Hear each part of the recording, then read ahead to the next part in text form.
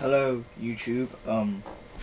First of all, I'm going to make a apology for like the fuzziness of the stuff. Like it's not very clear, and the quality, that's the word.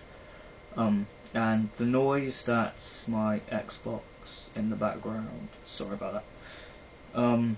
Also, I'd like to make a apology to a friend of mine who I didn't mention in my earlier video or videos. Jack. Jack. I can't say his surname properly because I'm an idiot. But he knows who he is, so Jack, I'm sorry for not mentioning you as a best friend. But yeah. Anyway, moving on. I'll start off with A Nightmare on Elm Street because I love the Nightmare on Elm Streets. They are awesome, I think. But yeah, the remake is pretty awesome. It has Thomas Dekker in, you know, the guy from the Terminator Chronicles, the Sarah Connor Chronicles here. I won't go into loads of detail, but yeah, that was a great film from last year. Daybreakers. Oh, I went to the cinema to see that. Well, I went to the cinema to see A Nightmare on Elm Street too, but quite liked it.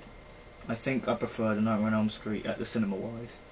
But yeah, a lot of action, and because you know when you see them trailers and they have like the really good music in it. Love the music for the trailer. Running up that hill. Yeah, that one. Running up that building. She's Out of My League. It's a pretty funny comedy. If you haven't seen it, you have to see it because it's pretty funny. It's got the guy that does the voice for Hiccup in How to Train Your Dragon. That came out last year as well. I haven't got it on DVD, but yeah, thought I'd just mention that. Iron Man 2, a Marvel, pretty great. Robert Downey Jr. in it, obviously. And Mickey Rourke, he's in the Expendables. But yeah, pretty great action. I think I preferred the first one, I'm not too sure, I think I did. But yeah. Death at a Funeral, hilarious comedy. It's got quite a good cast in. Like the guy from Big Mama's House, the guy that does the voice for Marty from Madagascar, the guy that plays as Scott Summers in X-Men, Danny Glover, and the small sort of short guy who was in that other film. I think it's called I Love You Too, that funny comedy film as well. But yeah, like it says on the back, on the bottom of there, die laughing. Yeah, yeah. Jonah Hex. It was a pretty good movie, but I don't think I should have paid the 11 quid. No, not 11. The 10 quid I'd paid for it. Not 11. It was 10.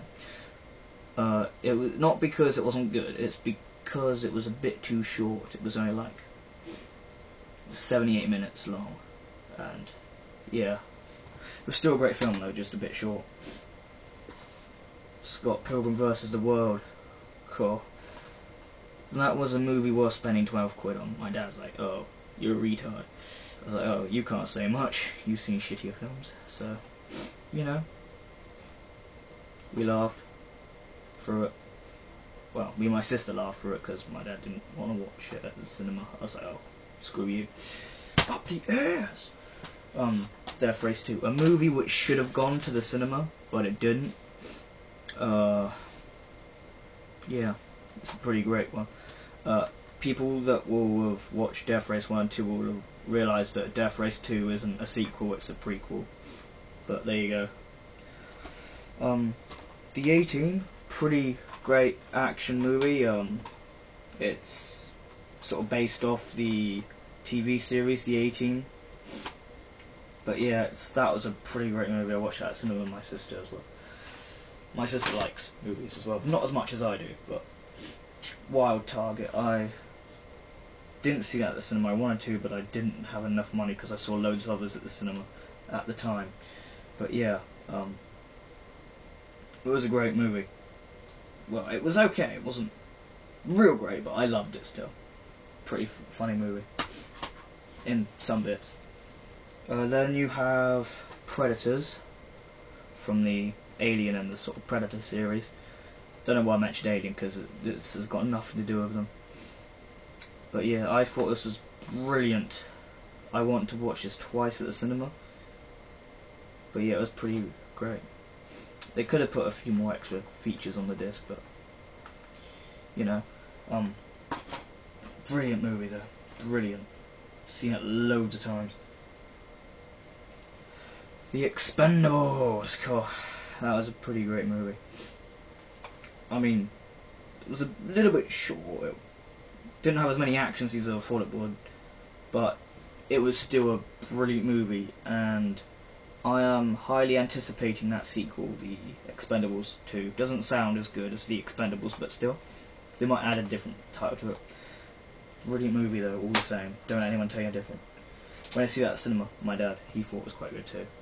There's 4321. I think this came out last year. I don't quite know.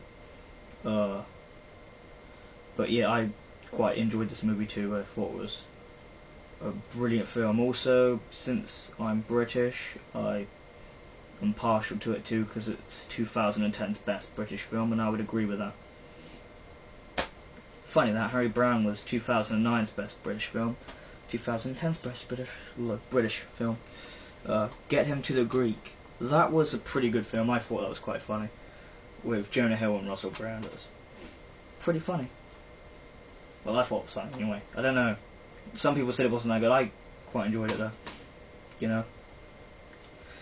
But yeah, Inception.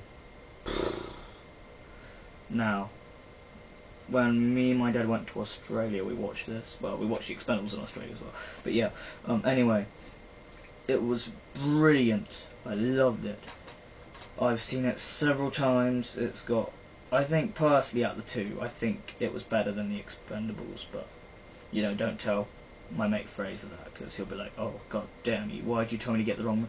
Yeah, it's a bit of a long story. I won't explain. But yeah, pretty good. Pretty amazing movie. Halo Legends, I didn't think it was too great, not to be offensive, It came with like a day or 2 days of live, I don't know why, but because it's not an actual Xbox game, it's made by the Warner Brothers, it's like a animated movie. I thought it was quite good, I just didn't like all of it though. I thought some of the bits were a bit off-putting, but still. I can't say the name, Kate or Katie Becking Shale, yeah, whiteout. That's all the way I can describe the woman on the front is she's the woman from Underworld. I can't really say her name because I'm stupid, but still. It's sort of like what's that film called? The one with the killer with the axe pick. Oh, My Bloody Valentine. It's similar to that in a way. Similar, except like it's out in the Antarctic, hence whiteout, when they have like the whiteout in Antarctica when you can't see anything. Yeah, it's not really a horror, it's more of a murder mystery, but sorry about that. I get them weird speech thingies. Yeah, the trailer made it look like a horror, but still. The Fourth Kind, that was a pretty good movie. Not just because it had real sort of footage in. It's one of them films that's kind of like you go to bed and you like get a bit nervous, and then you just play some music and then you go, oh, music, sleep. But yeah, the next time I saw an owl, I was like, oh my god! I like freaked out, but yeah, pretty good movie. I mean, some people would disagree, but I think this is one of the best sort of alien-ish films, because I don't like Paranormal Activity. It's not... People are like, oh my god, it's scary! Ah! It's terrible. That's how boring it is. So boring. When I went to see the first one at the cinema, I was like, falling asleep. And I never fall asleep in movies. Never, especially if they're good. Because I watched A Perfect Creature the other night on TV. I was like, oh my god, it's awesome! But yeah, that's some of the movies of last year. I don't have them all because Saw 3D is coming out tomorrow in England. Yeah, I'm gonna buy it. I'm gonna buy it. Yeah. Sorry if my voice sounds a bit weird, but still. Oh crap. And Resident Evil Afterlife. I don't have a DVD yet. I'm gonna buy that though, but still. Thank you, YouTube, and sorry again, Jack, and sorry for the sorry everyone for the noise and interference and crap and the poor quality. But yeah, see you all later.